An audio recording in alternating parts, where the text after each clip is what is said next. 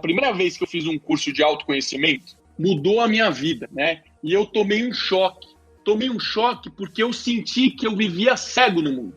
Eu vivi a minha vida inteira, até aquele momento, sem entender quem de fato eu era, o porquê que eu fiz as coisas que eu fiz, o porquê que eu tomei as decisões que eu tomei. E eu fui aprender que a gente é programado.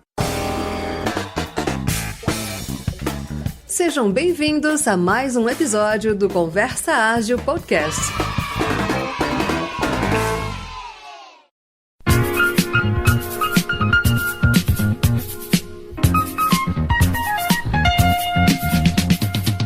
Olá, Conversa Lovers, eu trago aqui um recado, na verdade é mais uma comemoração do que um recado. Léo, solta aquela música marota de aniversário.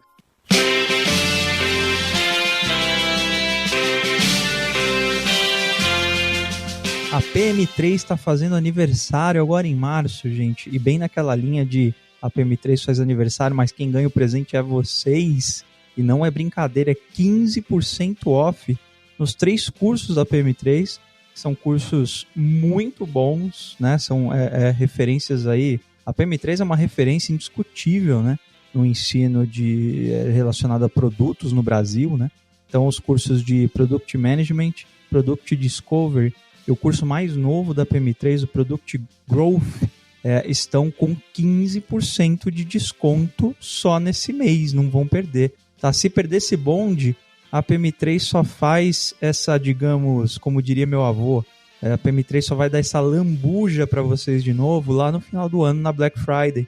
Então não percam, não vão esperar tudo isso para fazer um curso com essa qualidade, né? E se habilitar aí para papéis relacionados a produtos, né? E então não percam os 15% off da PM3. Beleza? Então, parabéns PM3, vocês sem dúvida estão fazendo a diferença aqui, né, com ensino de extrema qualidade. Inclusive, eu estou fazendo o curso de Product Management, né? Já falei isso aqui algumas vezes. Estou adorando, né? Eu estou fazendo aqui com muita calma, prestando muita atenção em todas as aulas que são realmente incríveis. Não percam.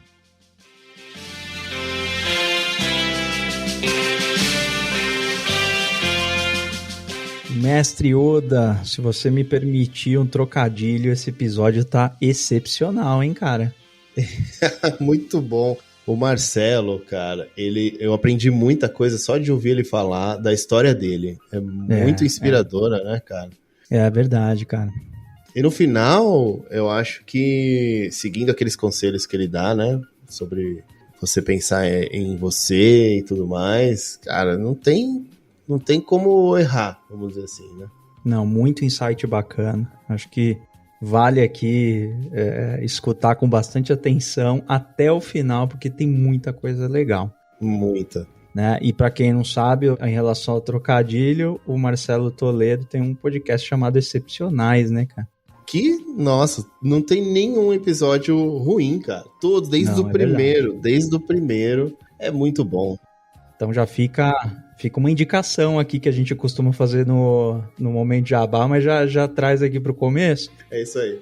Então, dados os recados, bora pro episódio?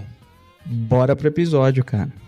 Mas antes, um recado super importante antes da gente iniciar aqui. O Conversa Ágil está participando de uma pesquisa independente chamada Best Agile Podcast, com o objetivo de identificar aí quais são os podcasts lembrados, né, relacionados à agilidade, etc. Então a gente está numa seleta lista aqui e a gente quer convidar todos os ouvintes a virem aqui em bestagilepodcast.org, o link está na descrição do episódio. E, Mestre Oda, em quem você votaria no seu pódio em segundo e terceiro lugar? Porque o primeiro a gente já sabe quem é, né, Oda? Brincadeira, cara, não precisa falar seu voto, o voto é anônimo. É isso. Façam suas votações, tragam as impressões. É uma pesquisa bem rápida, acho que dá menos de 1 minuto, Oda, dá pra responder. Menos de 1 minuto. É rapidinho, 4 perguntas. Tem 4 perguntas. Se você quiser comentar, ainda tem um campo de comentário, mas é opcional, 4 né? perguntas. É opcional. E tem uma bacana aqui que fala assim, quais podcasts você colocaria no pódio? Tem primeiro, segundo, terceiro lugar. Então, primeiro, conversa ágil, aí segundo, terceiro, vocês ficam à vontade para escolher. Muito bom. É isso aí. Valeu pelo recado e vamos lá, agora sim. Agora, bora pro episódio. Boa, bora pro episódio.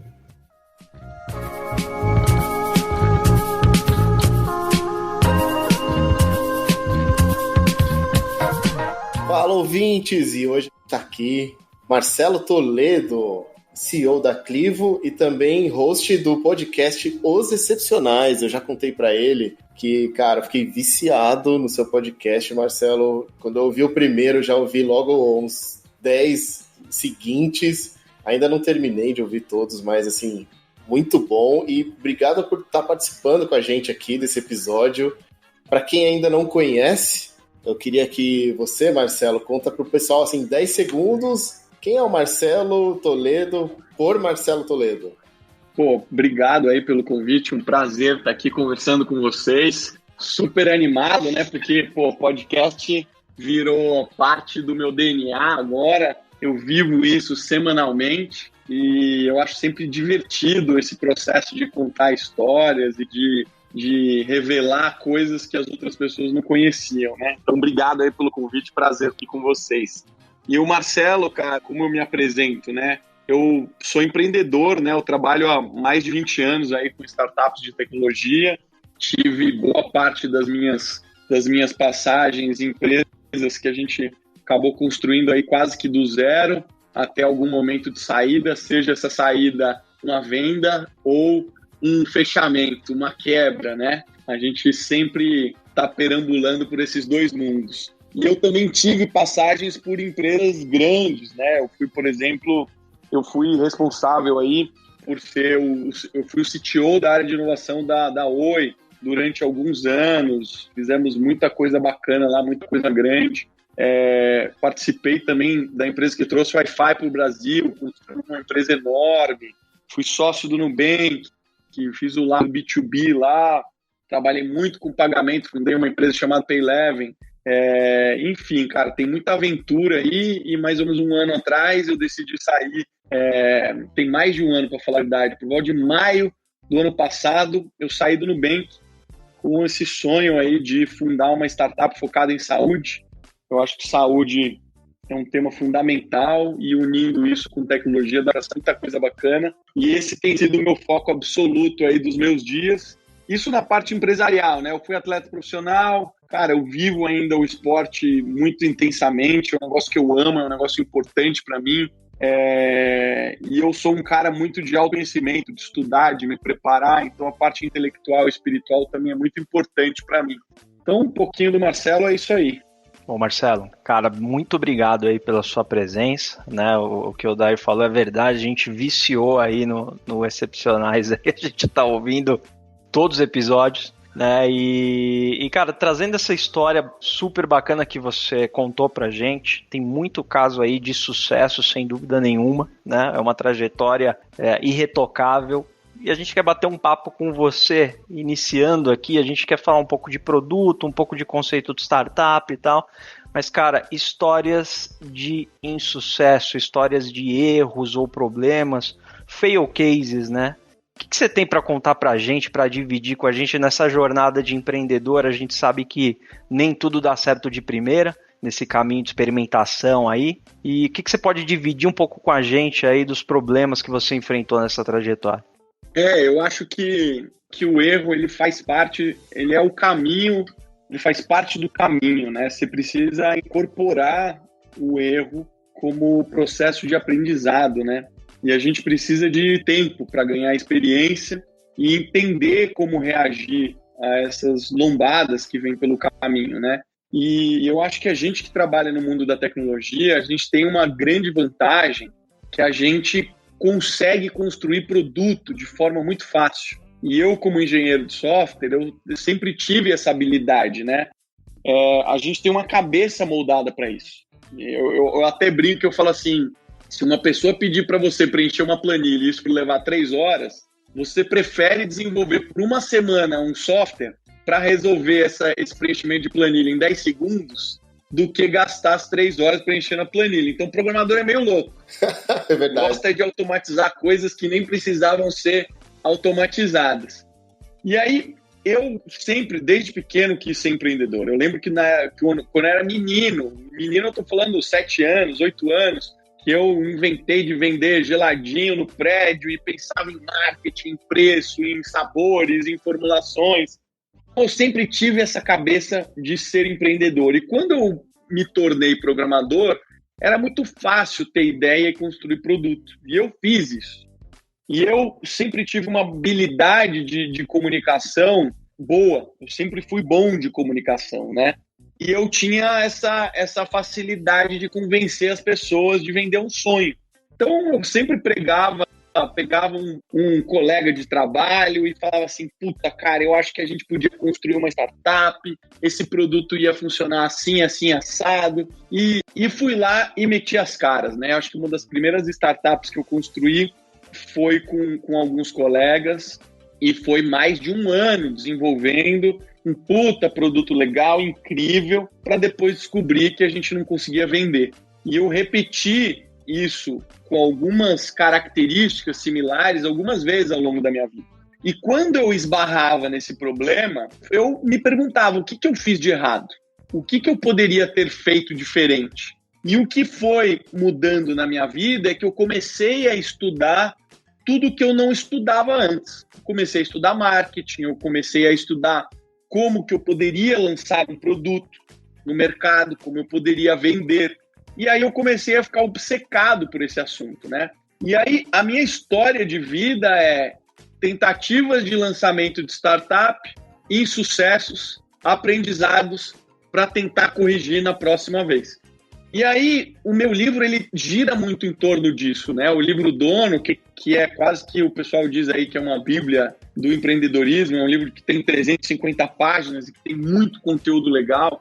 Essa semana mesmo eu recebi mensagem de alguém dizendo, puta, cara, tô lendo esse livro pela 2ª vez, que livro incrível, muito completo, me ajuda muito. E o meu livro nada mais é do que a documentação do que eu vivi nesses últimos anos, né?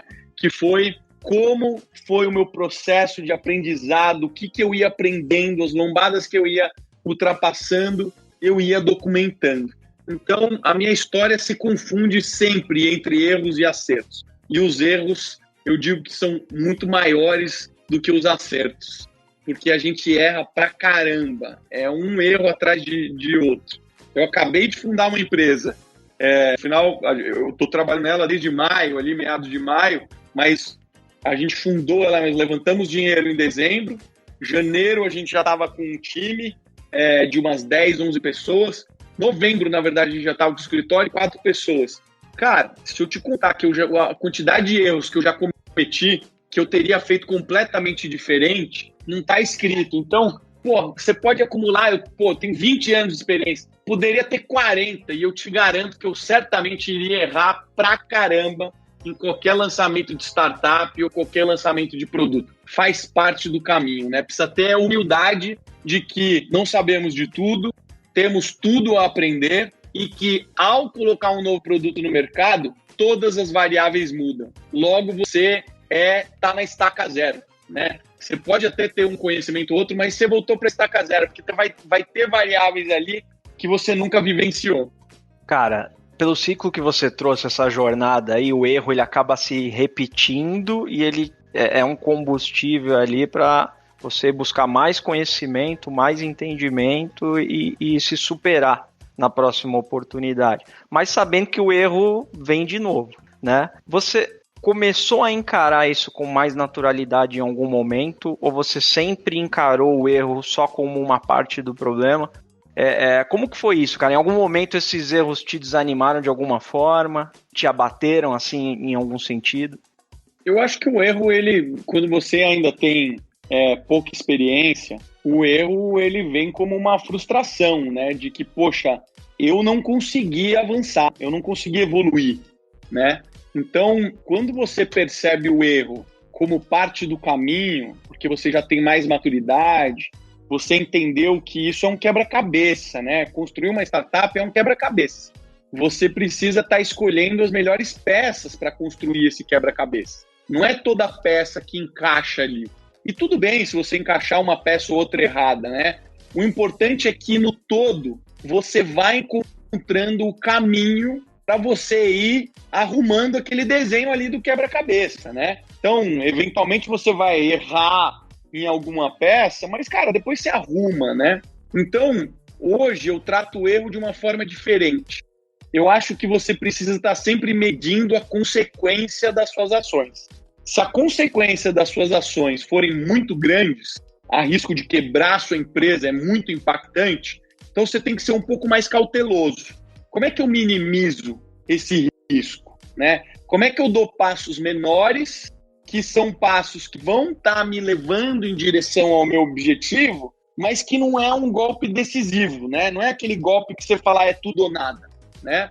Então, a gente trabalha muito na forma de tentativa e erro, o que parece ser um negócio muito amador, né? Mas é a mais pura verdade. Na hora que a gente está tentando colocar um novo produto no mercado, como é o meu caso agora, a empresa nasceu do absoluto zero. A gente não tinha absolutamente nada. Então, qual é a primeira coisa que você precisa fazer? Precisa construir produto. Mas qual produto eu vou construir se eu não tenho cliente? A gente não sempre falou que construir produto precisa de cliente, que você precisa ter iteração. Então, é tudo muito louco. Então, você tem que chegar do processo onde eu vou começar a construir um pouquinho do produto e aí eu vou tentar pegar um pouco de cliente. E aí, em cima disso, eu vou testando para ver se faz sentido. E você pode errar nesse primeiro passo. Só que uma coisa é você fazer um protótipo em 2 semanas, outra coisa é você gastar 6 meses num protótipo. Ou numa versão funcional, digamos assim, né? Então, precisa se tomar muito cuidado com os passos que você vai dar. Eu gosto de dar passos pequenos, mas constantes e contínuos. Isso me permite ir para qualquer lado. E a gente precisa estar muito aberto para escutar o mercado. Se você não estiver preparado para escutar o mercado, você dificilmente vai conseguir colocar uma startup em pé. Você pode ter conseguido, mas raramente a ideia original que você teve é a ideia que vai dar certo e que você vai implementar. Então, isso a gente já viu no Facebook, no Twitter, no Instagram. Quase todos os produtos que deram certo se tornaram um produto porque os fundadores conseguiram perceber no meio do caminho que existia um caminho alternativo para algo parecido com a ideia original dar certo. Então, sabendo disso, você começa a encontrar os possíveis caminhos e você está preparado. Errar faz parte do caminho. Cara, você comentou da Clivo, né? Você começou agora há pouco, né? Com uma proposta super diferente. Traz um pouquinho dessa proposta pra gente, cara. Qual que foi essa ideia, já que você está compartilhando aí essa jornada, esse ciclo com a gente de vou acertar, vou entender, vou construir um pouco do produto, vou captar um pouco de cliente, vou começar essa comunicação aqui para ir acertando o meu melhor caminho. Qual que foi a ideia? Qual que é a proposta hoje? Já mudou alguma coisa? Como que você está aí em relação a isso? Já mudou bastante. Então, olha só, se liga esse problema. 40% da população brasileira adulta é portadora de pelo menos uma doença crônica. O que é doença crônica? É tudo que persiste por longos períodos. Algumas vezes você vai viver com uma doença pro resto da vida. Eu estou falando de diabetes, hipertensão, colesterol alto, dislipidemia, síndromes metabólicas, obesidade e assim por diante, tá? Aí tem asma, doenças mentais, câncer, etc. Então, 40% da população adulta tem pelo menos uma doença crônica. 80% a 90% do custo com saúde são provenientes de pessoas com doenças crônicas. Quando a gente viu esse dado, a gente se perguntou, por que isso está acontecendo? Por que uma pessoa que tem uma doença crônica precisa custar mais do que uma pessoa que não tem uma doença crônica? E a gente foi atrás de entender o porquê. E a gente percebeu que o sistema de saúde ele foi preparado para pessoas saudáveis. Então, hoje, quais são os recursos que nós, que não temos doenças crônicas, podemos utilizar? Se é algo grave, a gente vai para o hospital. Se eu tenho uma dúvida, provavelmente eu vou perguntar para algum amigo que é médico, alguém que conhece o médico, porque eu não vou pagar uma consulta para isso e nem vou no hospital para isso. Se eu preciso fazer algum acompanhamento de rotina, algum exame, aí sim eu agendo um médico. Mas isso é uma pessoa saudável. Uma pessoa que é crônica, ela tem dúvidas o dia inteiro, todos os dias. Se eu tomo uma dose errada de insulina, eu posso entrar em coma e até morrer. Se eu esqueci de tomar o meu remédio de hipertensão, com quem que eu falo? Porque eu preciso saber o que eu vou fazer. Eu tomo 2 remédios no dia seguinte, eu não tomo, sigo o protocolo normal, isso vai dar algum impacto? Não vai? O que acaba acontecendo é que, por falta de um sistema adequado para o paciente crônico, ele vai muito no hospital. E ao ir muito no hospital, ele começa a ficar muito caro. E ao não se tratar direito, ele erra muito, porque ele não foi educado para fazer o uso de insulina. Pra você ter ideia, a gente entrevistou médico aqui que leva numa consulta, a pessoa descobriu que tem diabetes. Descobri que eu tenho diabetes hoje. Marcelo, você precisa aprender a lidar com a insulina. A consulta média do médico é 15 minutos. Em 15 minutos, você não consegue nem explicar o que é diabetes. Quanto mais falar sobre insulina, quantos tipos de insulina, ou seja, nosso sistema de saúde não foi preparado para esse público e por isso esse problema existe. A Clivo é a solução para esse problema. Então a gente ajuda pacientes crônicos a viverem uma vida mais saudável. Consequentemente, a gente ajuda planos de saúde a reduzirem o custo. Então a gente traz o custo do paciente crônico para a normalidade. Empresas que hoje são responsáveis por darem plano de saúde para os seus funcionários e sabe que todos os anos vem um reajuste de 15% a 20% no custo com o plano de saúde, não precisa ser nenhum gênio da lâmpada para saber que qualquer linha de custo num orçamento que cresce 15%, 20% ao ano vai chegar num momento que será insustentável. E esse momento já chegou. Então a Clivo ajuda a reduzir custo, mas o nosso foco é no paciente crônico. A gente ajuda o crônico a viver uma vida mais saudável.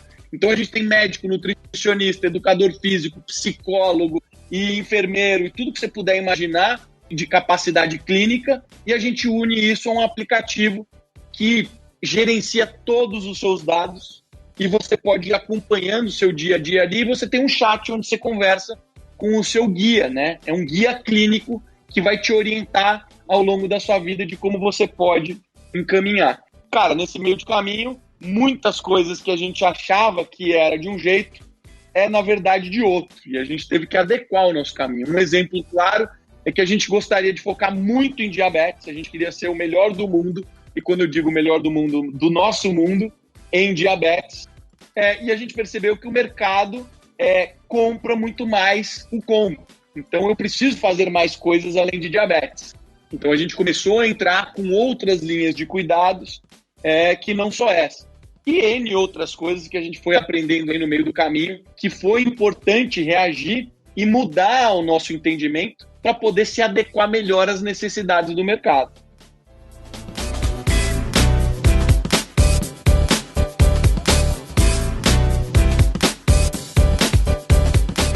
Pessoal, o episódio aqui tá super bacana, uma pequena e breve pausa para trazer um recadinho aqui para vocês. É isso aí, na verdade é para você se tornar um apoiador do Conversa Ágil lá no PicPay. Procura por Conversa Ágil, a gente tem 3 planos de apoio de 5, 10 e 20 reais. E continua aí no episódio que tá sensacional até o final, hein?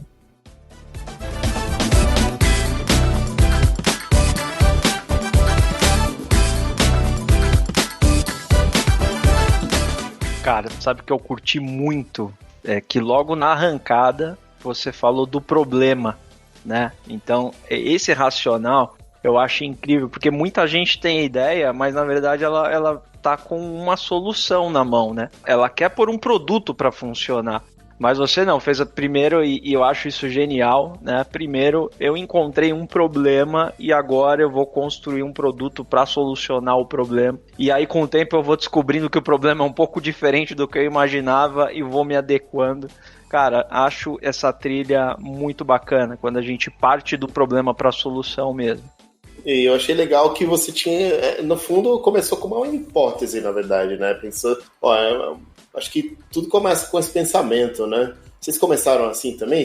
No começo foi nesse sentido de é um problema e a hipótese de solução seria esta, vamos medir ao longo do tempo e, cara, se chegar nesse indicador, estamos certos. Se não chegar, não estamos certos, a gente precisa mudar. Foi nesse sentido ou foi um feeling? Na verdade, assim, eu tinha algumas premissas quando eu fui empreender, né? uma das premissas é que eu não queria inventar algo completamente novo que não existisse no mundo. E eu não queria fazer isso porque eu fiz muito isso no passado e eu percebi o quão difícil é. Então, quando você tem referências, benchmarks ao redor do mundo de empresas que entenderam esse problema, resolveram esse problema muito bem, fica muito mais fácil de você entender como é que se adequa isso para o seu país. Então, a minha premissa era, eu queria trabalhar com saúde, eu queria trabalhar no mercado, ou seja, eu gostaria de trabalhar para empresas. Quem paga a minha conta vai ser as empresas. No meu caso, hoje eu sou um B2B2C. Então, eu trabalho para plano de saúde de grandes empresas, mas eu atendo o cliente, o consumidor, né? E a outra premissa é que eu queria que tivesse um case. E o meu case, o Depara dos Estados Unidos para cá, chama-se Livongo. A Livongo é uma empresa que acabou de ser vendida para uma outra empresa chamada Teladoc, e ela foi vendida simplesmente por 18 bilhões de dólares. A gente está falando que é uma empresa que, pelo dólar de hoje que a gente está conversando ali, deve estar em torno ali de uns 100 bilhões de reais. Então, é uma empresa gigantesca. É um problema enorme que existe. Então, isso para a gente é muito bom, porque você não está viajando dentro da sua própria ideia, né? Fazer algo totalmente inovador é muito arriscado, porque você pode não ter o mercado pode não existir. Então, eu parti dessas premissas para diminuir a minha margem de exposição ao isso.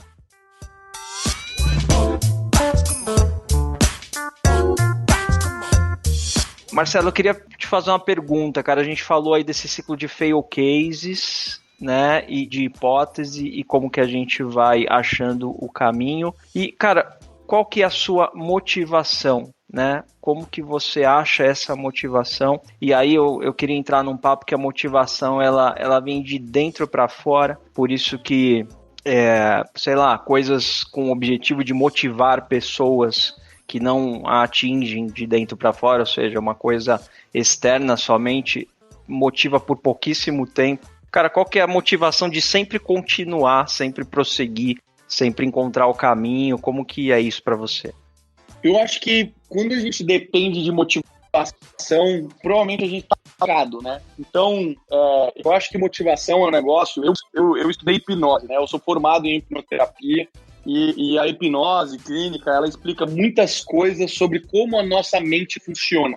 E uma das grandes explicações do porquê que a gente tem baixa motivação, por exemplo, para emagrecer. Uma pessoa que tem problema com sobrepeso e quer emagrecer...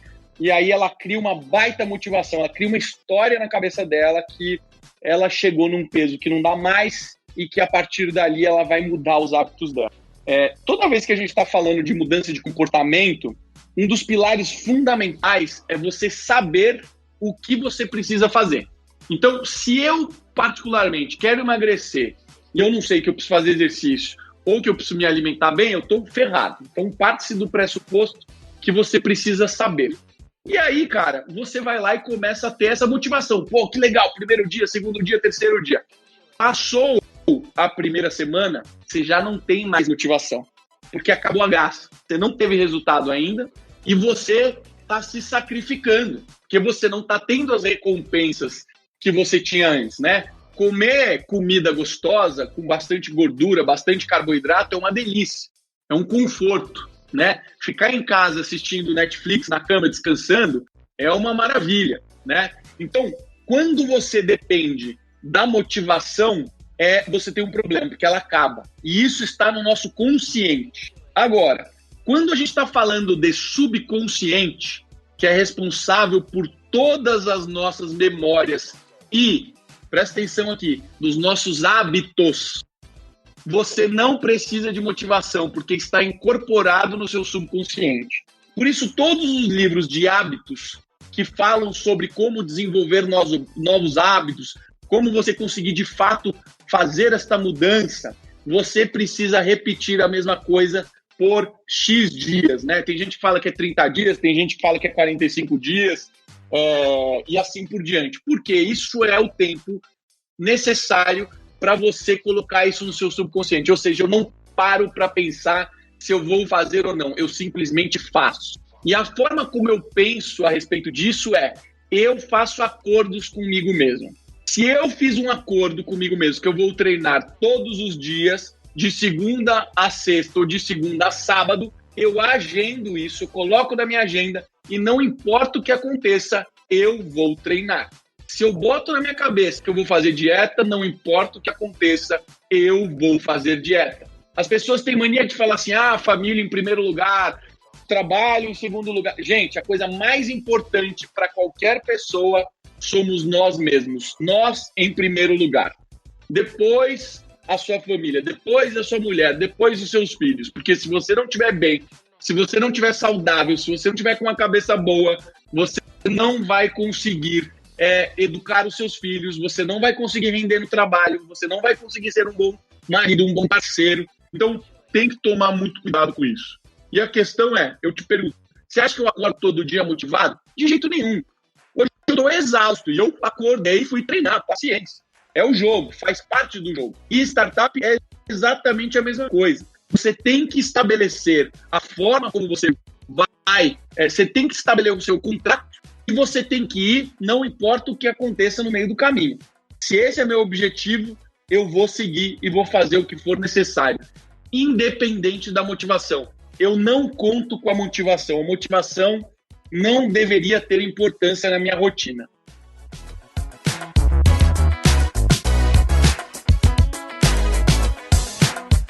Muito bom o que você falou. Então parece que assim, disciplina é um ingrediente mega importante, né? Acho que assim, a disciplina então deve trazer, acho que é um dos mais importantes para trazer um resultado, né? E aí vem a consistência também. E o que você falou também achei legal, assim, é uma batalha meio com você mesmo, né? Todo dia, assim, os acordos, isso é mega importante, né? O respeitar. Odair, para pensar que quando você marca uma reunião com alguém, imagina, a gente marcou um horário aqui para gravar. Imagina como que eu ia me sentir falando para vocês, poxa, pessoal, surgiu uma reunião no meio do caminho, vamos desmarcar? Poxa, eu vou frustrar duas pessoas, vocês tinham combinado comigo algumas semanas de fazer essa gravação, eu nunca vou mudar isso, eu vou dar um jeito de mudar o meu compromisso, né? E muitas pessoas abrem demais a mão quando falam assim, poxa, aqui é o meu horário de treino, eu posso abrir mão para fazer outra coisa. E deveria ser exatamente o oposto, os compromissos que você combina com você mesmo deveria ser o mais importante de todos. Você deveria dar satisfação para você. Poxa, se eu marquei de fazer um treino, se eu marquei de trabalhar, se eu marquei de fazer alguma atividade, eu vou cumprir, não importa o que aconteça, porque eu sou muito mais importante do que qualquer outra coisa aqui. Agora, sobre o que você vai fazer, aí já é outros 500. Tem a ver com definição de meta, quais são seus objetivos, onde você quer chegar, como você investe o seu tempo, né? Por isso que eu vejo muitas pessoas gastando muito tempo em atividades que não vão levá-las em direção aos seus objetivos. E, de forma engraçada, essas pessoas estão frustradas porque elas não conseguem atingir seus objetivos. Então, existe uma desconexão. Você precisa entender que se você quer atingir um objetivo, você vai ter que trabalhar em direção a ele. Se você ficar assistindo Netflix o dia inteiro, ele vai te atrapalhar, porque Netflix não está conectado com o seu objetivo, né? Então as pessoas, não tem problema nenhum assistir Netflix o dia inteiro, desde que você não reclame que você não está conseguindo atingir as suas metas. Então a gente tem que ter uma honestidade intelectual com nós mesmos, de que se eu quero atingir o objetivo A, eu vou ter que executar as tarefas A, B, C e D, e não importa o que aconteça, eu vou executar, né? Então, às vezes, falta um pouco essa honestidade intelectual com nós mesmos. A gente se auto-engana, né? A gente se sabota muito. É isso que eu ia comentar. Você não dá margem para o seu eu sabotador, né? Que a gente tem muito isso, né? Se a gente der um espacinho, ele vem e dá um carrinho da gente e tira a gente do objetivo muito rápido, né? E isso tudo é muito explicado pela forma como o nosso corpo funciona, né? Por isso que eu estudo muito, por isso que o pessoal, tem vários textos sobre biohacking, né? Porque eu primeiro quis entender como é que o nosso corpo funcionava para eu poder enganar ele e conseguir as coisas que eu queria, né? Então a nossa mente, o nosso corpo inteiro ainda é das cavernas. Então, a gente está o tempo inteiro preservando energia, porque, teoricamente, o nosso corpo não sabe quando que vai vir alimento, né? No passado, na época quando a gente vivia nas cavernas, tinha um período de frio, que os bichos se escondem, que as plantações acabam. Então não se sabe. Nosso corpo tem todo um sistema de reserva energética, né? A gente tem N reservas energéticas no nosso corpo. Então, preservação de energia é uma das funções primordiais do nosso corpo. E preservar energia significa tudo que é novo, tudo que é diferente, eu vou falar para eu não fazer. Então, por isso que tudo que surge na nossa vida de novidade, a primeira coisa que a gente pensa é, putz, é novo, não sei se isso é bom, tenho medo, não sei se vai ser legal. Então, o nosso corpo, ele nos sabota. Por isso é importante a gente entender que essa sabotagem é exatamente para não gastar energia. Só que a gente tem hoje fonte de energia contínua, porque a gente tem acesso ao alimento, né? Óbvio, tem um monte de gente no mundo que passa fome, mas estou falando de pessoas que têm acesso à alimentação, tá, gente? Então, quem tem acesso à alimentação sabe que continuamente você vai ter. Então, não é uma preocupação relevante que você deveria ter. Logo, a gente deveria ignorar essa parte do nosso corpo, né? Então, se eu quero fazer algo, eu vou fazer. Meu corpo vai puxar, talvez meu subconsciente vai puxar para eu focar no que é confortável para ele. Mas eu sei disso, portanto, eu vou lutar contra até isso se tornar um hábito.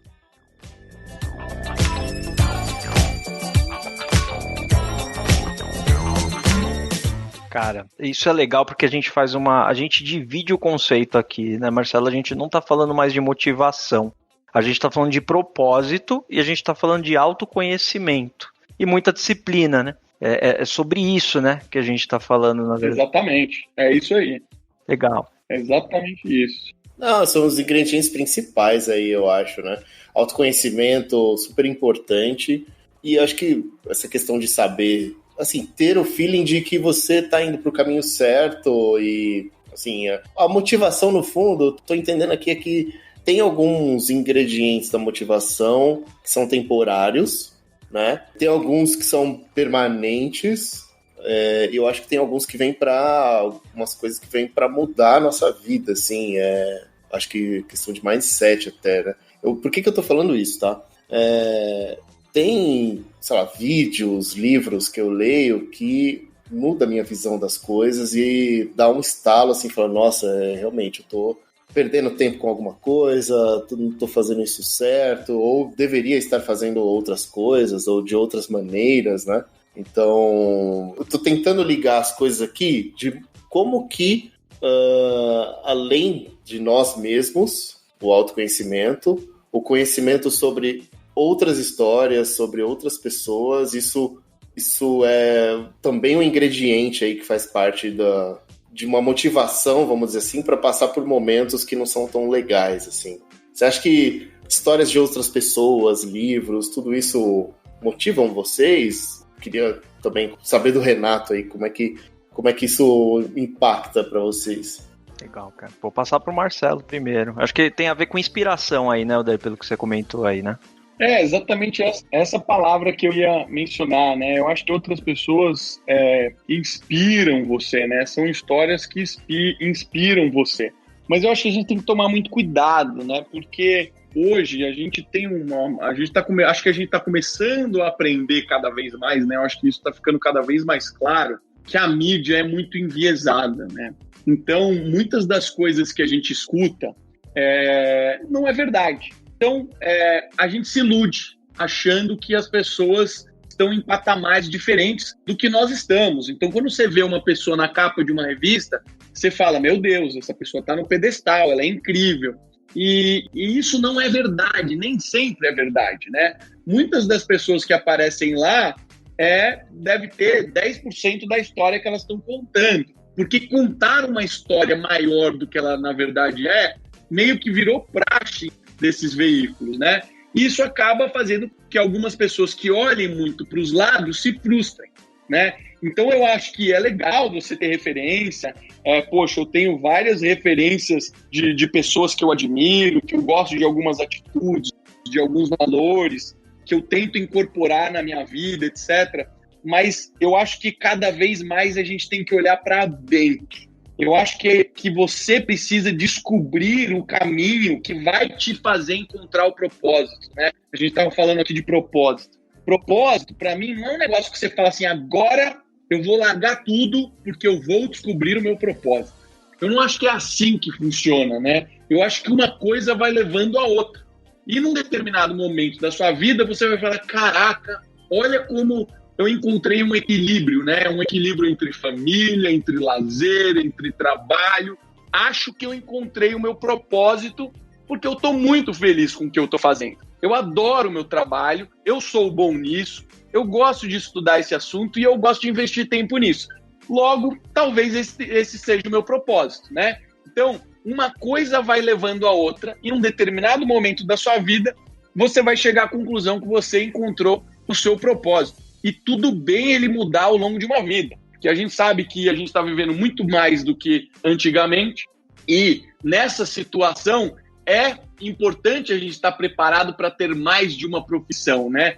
Então eu acho que quando você começa a olhar mais para dentro, para se conhecer, para entender suas limitações, para entender como você foi programado, te ajuda muito nesse processo de você conseguir fazer as coisas que você de fato quer. Porque, gente, autoconhecimento traz uma abertura de visão que você acaba jogando boa parte da sua história e das suas crenças no lixo. Porque você achava que era daquela forma e não necessariamente é, né? Essa é a parte dolorida do autoconhecimento, né, Marcelo? Exatamente, são as coisas que você vai descobrindo, né? A primeira vez que eu fiz um curso de autoconhecimento mudou a minha vida, né? E eu tomei um choque. Tomei um choque porque eu senti que eu vivia cego no mundo. Eu vivi a minha vida inteira, até aquele momento, sem entender quem de fato eu era, o porquê que eu fiz as coisas que eu fiz, o porquê que eu tomei as decisões que eu tomei. E eu fui aprender que a gente é programado. Quando a gente é pequeno, do 0 a 7 anos de idade, a gente aprende muito por hábito, de prestar atenção no que os nossos pais ou quem criou a gente fez. E a gente traz isso com a gente. E, gente, isso não tem nada a ver com o DNA. Tem gente que fala, nossa, como fulano é parecido com Beltrano, né? Falando de pai e filho ou mãe e filho. Como eles são parecidos, isso está no DNA. E, às vezes, isso não tem nada a ver com o DNA. Isso simplesmente foi você, quando criança, foi programado a fazer aquilo daquele jeito, né? Por que o pai, quando fazia violência doméstica, batia na mãe e o filho cresce, faz a mesma coisa, ele aprendeu que aquilo é amor. Está no subconsciente dele, ele não para pensar nisso. O pai batia na mãe e o filho bate na mãe. Isso acontece de monte. E eu estou dando um caso extremo, porque, obviamente, é um caso que existe, mas N outros casos que nós repetimos sem nem perceber, mostra que, às vezes, a gente é um robô. A gente vai vivendo a nossa vida como um robô. Vai seguindo a programação que a gente teve há muitos anos atrás. Então, ter autoconhecimento te faz quebrar a superfície e olhar um mundo que você ainda não tinha acesso. Então, para mim, é pré-requisito para as pessoas que querem descobrir seu propósito, que querem viver uma vida mais plena, que querem ter um entendimento maior sobre as suas vidas, sobre o que elas vieram aqui para fazer, sabe? Então, acho que tem muita relação com isso. Animal, cara, muito bom. Cara, uma vez eu até comentei com a minha esposa, quando a gente começa a fazer terapia e o autoconhecimento é incrível, né, que a gente vai tendo, eu comentei com ela, né, a gente é programado, né, por muito tempo, e quando a gente começa nessa jornada de autoconhecimento, a gente abre o código-fonte e começa a alterar algumas linhas.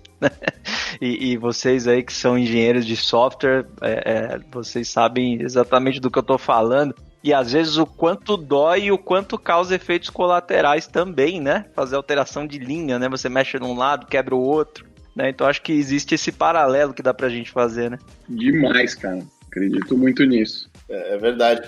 E Marcelo, cara, num dos episódios que você fez, cara, eu acho que você comentou do processo Hoffman, e aí eu confesso que depois eu fui procurar, não conhecia, achei muito bom. Assim, pelo menos eu curto essa questão de se autoconhecer, de buscar. Isso que você falou também Para mim, eu concordo muito que a gente tem uma programação e a gente não percebe isso, né? Ou a gente demora muito para perceber qual é essa programação, né? E, cara, você comentou que você fez, né? Foi bom? Foi legal para você? Foi um divisor de águas, como o pessoal conta lá no site? Ou...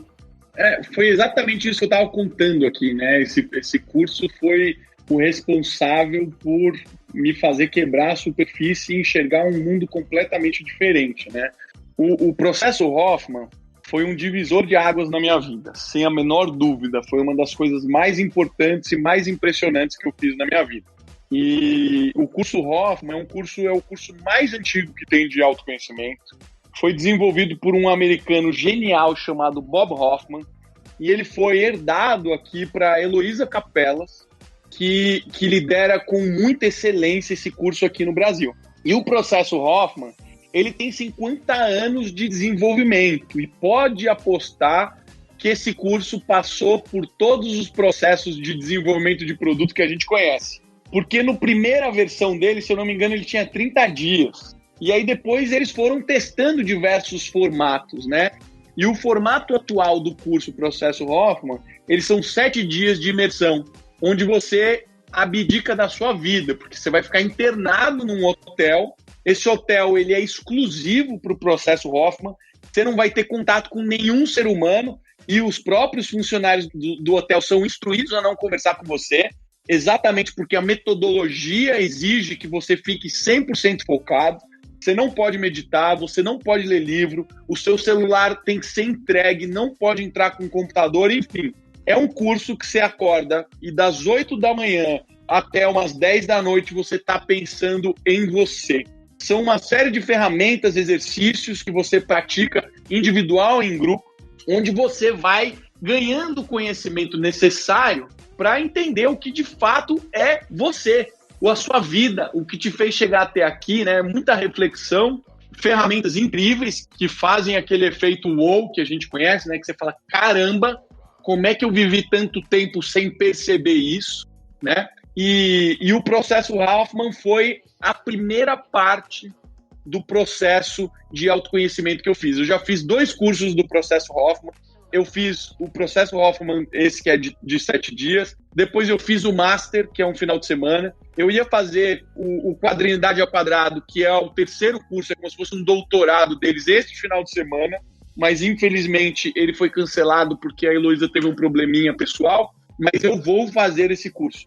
E eu já fiz N outras coisas, né? Eu estudei hipnose, não foi à toa. Eu estudei coach também por relação a isso. Eu tomei a ayahuasca por conta disso, né? Porque eu queria cada vez mais me aprofundar no autoconhecimento. E todas essas formas de buscar autoconhecimento, através de terapia também, etc., foram fundamentais para eu estar cada vez mais aprendendo sobre mim. E eu acho que dificilmente é algo que tem fim, porque a gente sempre descobre algo novo, algo que a gente não conhecia, e a gente vai mudando ao longo do tempo, né? Então, a forma como a gente se expressa vai mudando e vão aparecendo novas programações que você nem sabia que você tinha. Então, é muito impactante. Vale muito a pena fazer. Recomendo demais. Caramba, cara. É uma explosão de cabeça atrás da outra aqui, viu, Marcelo? Eu te confesso aqui que todos os conceitos que você trouxe em relação à motivação versus o propósito, o autoconhecimento, né, cara? Toda essa jornada de criar produtos. Cara, ainda tá ecoando na minha cabeça aqui essa parte de honrar compromissos com você mesmo, né? E eu tava fazendo uma reflexão aqui, cara, eu dou cada gaiato em mim mesmo, que olha, eu vou te contar, viu? Eu não costumo fazer isso com ninguém, mas comigo mesmo eu tô vendo aqui que eu sou genial em não cumprir as coisas, né, cara? Então... Pior que é. Tem coisa que a gente não faz com os outros, né, cara? É engraçado não, isso. E com a gente faz todo dia. E uma coisa liga a outra, né? Porque se a gente não se conhece bem, é mais fácil a gente se dar o gaiato, né? Porque a gente aceita umas desculpas muito fáceis.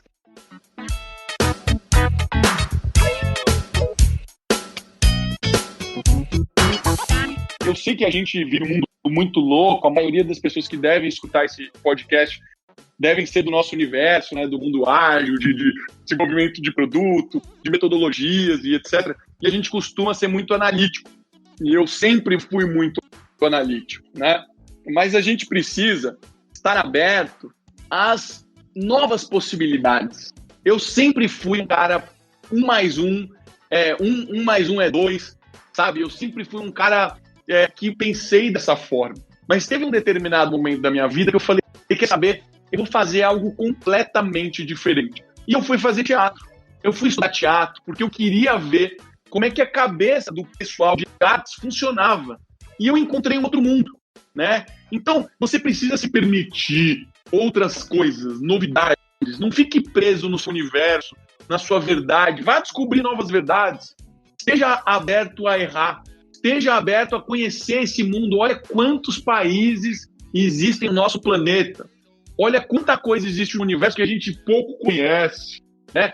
Então a gente não pode viver a vida cheio de certezas. A gente tem que viver a vida cheio de curiosidade, por conhecer mais, por aprender mais. Mas principalmente entender que a gente está aqui de passagem. A gente não vai ficar aqui para sempre, né? A gente tem a única certeza da nossa vida que a gente vai morrer um dia. E a gente tem que morrer tendo a certeza de que a gente fez algo de positivo para o mundo. Porque senão nossa passagem por aqui vai ser em vão. Então, para você deixar, de fato, um impacto que seja pequeno, né? Se você impactou muito a vida de uma pessoa positivamente, poxa, você já deixou um legado lindo. Mas para você fazer isso, você precisa ter uma evolução pessoal, para você entender o porquê que você está fazendo isso, né? Ninguém vai ter plenitude na vida se não viver bons momentos. E se você parar para pensar, a gente tem poucos momentos incríveis na nossa vida. A maioria dos nossos dias são difíceis, são de muito trabalho, de muita dedicação, de muita disciplina, mas os dias incríveis a gente conta nos dedos. Então a gente tem que aproveitar esse momento para conseguir sair do padrão.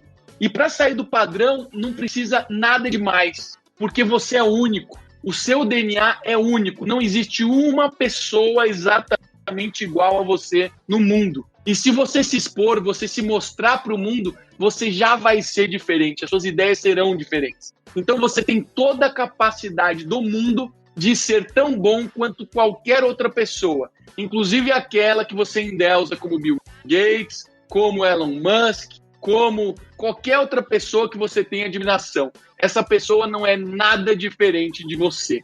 Então busque o seu caminho, que você tem condição de fazer algo tão impactante quanto você quiser. Não precisa ser gigante, você precisa ter prazer em fazer o que você está se propondo a fazer.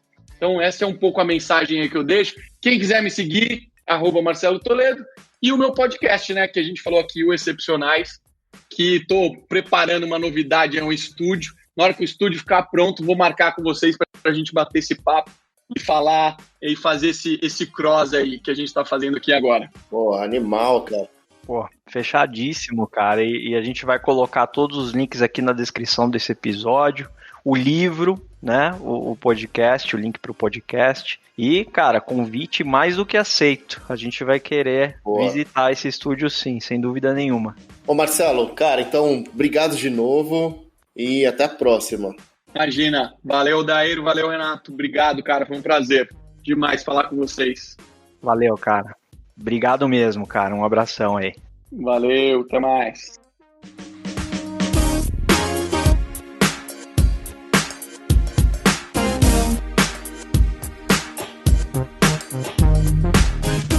Um agradecimento aqui super especial para as nossas pessoas apoiadoras, né? O pessoal que assinou um dos nossos planos lá no PicPay de 5, 10 ou 20 reais e nos ajudam a seguir firmes e fortes aqui com o Conversa Ágil, né? Então fica o nosso muito obrigado ao Eduardo Gomes, Thaís Rigolon, Murilo Fernandes Lobato Marques, João Paulo Montanheiro, Eduardo Nunes Garcia Júnior, Luiz César Marrone Filho e Lucas Guimarães. Gente, aplausos para vocês que estão juntos com a gente nessa empreitada e aguardem, nós estamos fazendo uma surpresa para vocês, né? Uma super... Logo vocês vão receber um presente aí muito bacana, não vou dar spoiler, Prometi aqui pro grande mestre Oda, que eu vou segurar esse spoiler aqui, então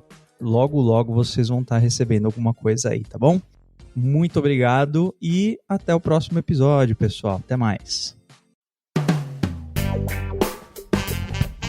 Você ouviu mais um episódio do Conversa Ágil Podcast. Ouça esse e outros episódios em conversaagil.com.br ou no seu agregador de podcast favorito. Até a próxima!